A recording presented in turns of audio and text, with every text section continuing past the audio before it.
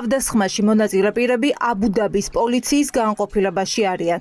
მოქალაქეზე ჯგუფური ანგარიშწორების ფაქტზე პოლიციამ გამოძიება უკვე დაიწყო და ფიზიკურ ანგარიშწორებაში მონაწილე ყველა პირი პოლიციის შენობაში გადაიყვანა. ოცნების წევრებს უწევთ ახსნან, რატომ დაგეგმეს მოქალაქეზე თავდასხმა. ირკვევა, რომ საქმეში საკონსულო უკვე ჩაერთო, რასაც ელჩი გიორგი ჯანჯღავა გვიდასტურებს.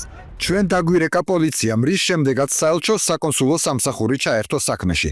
მიდის გამოძიება და ჯერ ვერაფერს გეტყვით დაკავებულებზე. დაკავებულებს ვერ დავარქმევ, უფრო გამოძიებისთვის არიან პოლიციაში გადაყვანილი. ირაკლი ზარქუა და ვიქტორ სანიკიძე დააკავეს. ამ შესახებ ინფორმაცია სოციალურ ქსელში ზურა ჯაფარიძემ გავრცელა. ირაკლი ზარქუას ტელეფონზე დარეკვა შეუძლებელია, მესიჯებს არ პასუხობს. საგარეო საქმეთა სამინისტროს პრესსამსახური დუმს. პატიმრობა ან ფულადი ჯარიმა. ამ სასჯელს ითვალისწინებს არაბთა გაერთიანებულ საამიროში ადამიანზე თავდასხმა და ფიზიკური ანგარიშწორება. სოციალურ ქსელში გავრცელებულ კადრებში კარგად ჩანს ორგანიზებული დანაშაული. წინა დღის ინციდენტის შემდეგ, როცა ლაშა გაბიტაშვილმა ოცნების წევრები სამშობლოს ღალატში ამხილა, ირაკლი ზარქუამ და ვიქტორ სანიკიძემ ჯგუფური თავდასხმა დაგეგმეს. სასტუმრო რედისონის რესტორანში მყოფს თავს დაესხნენ და სცემეს. არასამთავრობო ორგანიზაციები თვლიან, რომ საჯარო მოხელეების მხრიდან ჩადენილ დანაშაულზე საქართველოს პროკურატურამაც უნდა დაიწყოს გამოძიება.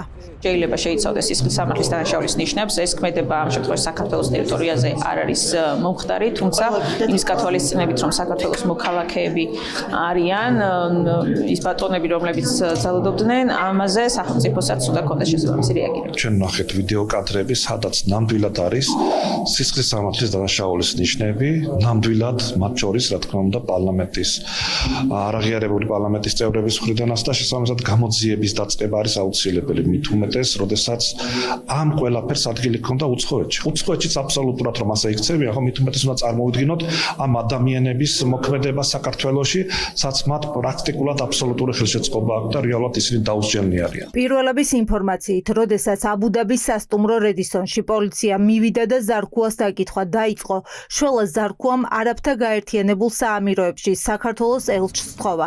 გიორგი ჯანჯღავა გვიყვება, რომ საქმეში ის პირადად არ ჩართულა და საკონსულოს თანამშრომლები გააგზავნა.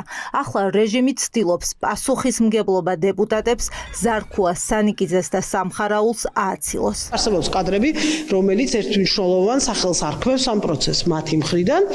ანუ თავის რომ დეპუტატებს ეძახიან იმ ხალხის მხრიდან, სახეზე გვაქვს დაგეგმილი წინასწარ მომზადებული ანგარიშწორება კერძო პირზე, რომელსაც წინა დღეს მათ სამშობლოს მოღალატეები ეძახა. მეორე საკითხი, რომელიც აქ მნიშვნელოვანი არის, ის რიტორიკა, რომელიც გვესმის ხელისუფლების წარმომადგენლებისგან, განსაკუთრებით თბილისის მერი გამოირჩევა ამ ბოლო დროს ამ რიტორიკით, როდესაც ის ყოველდღიურად, ყოველწუთიერად ძალადობის ახალისებას ახდენს. და ნებისმიერ სახელმწიფოში მის საკითხიც აუცილებლად იქნებოდა გამოძიებისთვის საინტერესო. თუ აქამდე ოცნების რეჟიმი მოქალაქეებზე სპეცრაზმელების საშუალებით ძალადობდა, ივანიშვილის გუნდმა ნიღაბი ბოლომდე ჩამოიხსნა და თავად გადავიდნენ ქუჩურ გარჩევებზე.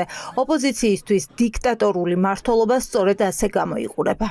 საზოგადოებამ იხილა ვიდეო კადრები და მე მგონი ამ ვიდეო კადრებით ყველაფერი ნათქვამი არის, იყო წინასწარ განზრახული, იყო შეთანხმება, იყო ორგანიზება და ეს ძალადობა განხორციელდა მოქალაქის მიმართ, რომელიც უბრალოდ განსხვავებული აზრის იყო მათ შესახებ და ნახეთ, რომ აბუ-დაბიში ქართული ოცნების რეჟიმი ძალადობს არა პოლიციელების და ნიღბების დახმარებით, არამედ უკვე ნიღბების გარეშე მოქალაქეებზე და ეს არის ის მოცემულობა, რომელზეც პასუხისმგებლობა ენიჭება ოცნების რეჟიმს.